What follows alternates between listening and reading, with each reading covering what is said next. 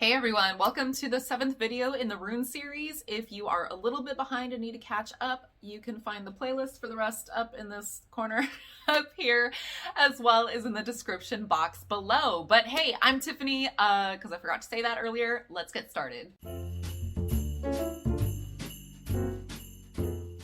Alright, today we are talking about Gebo. Now, Gebo is a pretty straightforward rune and it means gift. As would be implied by the meaning, Gebo is a rune about generosity and hospitality. In general, generosity was considered to be a highly valued virtue, much as it is still today. And at the time, it was also viewed as a characteristic of a good king. Old Norse literature and Germanic legends warn people against turning away a stranger at your door or just being inhospitable in general. And in ancient Icelandic culture, one had to be generous and giving in order to have a good standing in society. However, in later periods, the Norse began practicing more moderation, and they viewed too much generosity as being just plain foolish. So Gebo is viewed as a rune of both giving as well as receiving, because here they began to explore the importance of balance in offerings. So here you can see that the meaning of Gebo started to lean itself more towards an equal exchange rather than a gift given with just blind trust. Like, yes, it was still agreed upon that giving is a good thing, but offerings that are just thrown out all willy-nilly with no conditions are a little bit foolish. Now, of course, when we talk about an exchange being made or a gift given, I'm not just talking about material items, exchange of goods or services or money for one of those things or in receipt of one of those things. You know, it's not just about economical exchanges, although it could be, so keep that in mind with your readings. Gebo also stands for exchanges made between the gods and humanity. It's a sharing of power, sacrifice, self-sacrifice, or yes, it could be economic trades. In Norse religion, sacrifices and offerings made to the gods were not meant to be bribes or, payment in exchange for services rendered. They were symbolic of an exchange of loyalties.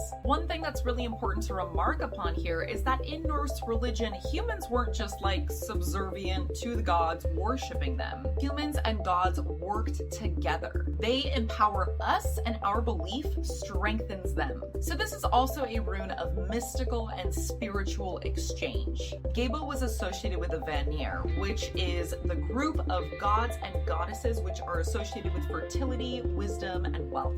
There's a lot more to that particular grouping of the gods and goddesses, but that's not essential to this video. We need the gifts of the Vanir in order to survive, but we also have to balance out what we take from the earth with what we give back to it. We have to recycle, we have to conserve, we have to show gratitude and give thanks, and we need to act in environmentally conscious ways, because once again, this is all about balance here. So now let me go back to what I was saying about, yes, it could be an economic or financial exchange. If you remember looking back at the video on Fehu, wealth was meant to be guarded, but not hoarded. It was meant to be spread around the community for the betterment of all. But Fehu, as well as Gebo, doesn't come without its warnings. If you're just giving out handouts left and right, this can be really bad for both the giver and the receiver. Obviously, if the giver finds that other people are needing too much, they're eventually going to have to go without. And receivers do run the risk of becoming dependent on these gifts. So again, balance is key. Those who give should do so out of a gratefulness that they are in a position to do so. And the receivers of said gifts should view it as an opportunity to rise up so that they may someday be in the position to also give as much as they have received.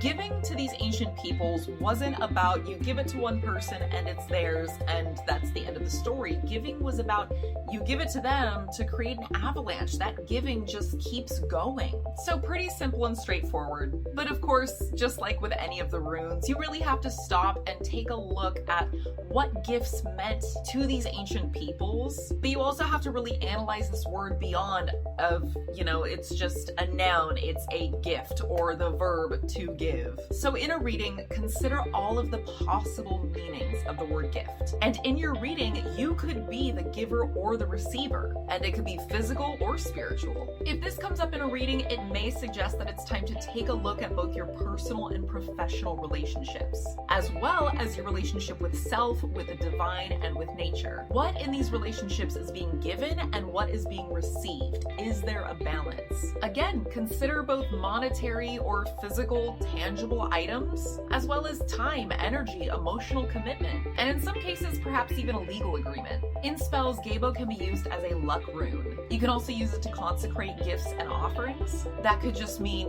physically drawing it in the air above an offering that you were, giving to a god or goddess. You can paint it, draw it, visualize it, or again, just in the air, draw it over a gift that you are giving to somebody so that they may receive the most out of this gift that they can, and hopefully pass that on in the future. Whether that's a birthday gift, a Christmas gift, or they needed a little bit of charity. You can also do that for gifts that you have received so that you may get the most out of it. It can also be combined with other runes such as Fehu in order to increase prosperity, or Ansus if you are offering some sort of self-sacrifice in exchange for enlightenment. Those are just a couple of examples. You can get creative with it. All right, thanks so much for being patient during my hiatus last week. If you didn't watch the update videos, I did have COVID-19, which was not fun. So I took a little time off because it has been exhausting.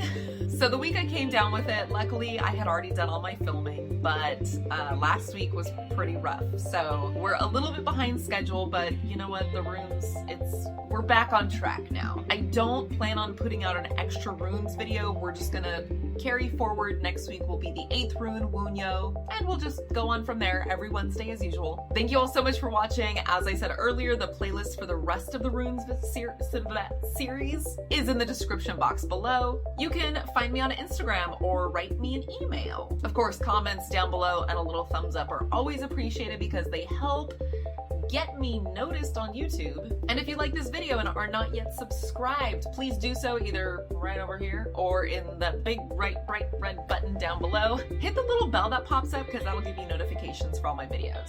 All right, I do have an extra special video coming out this Friday, so make sure to tune in for that. I'm not sure what time yet, as well as our usual completely different topic video that is coming out this coming Sunday at 7 a.m. Pacific Standard Time. All right, bye for now.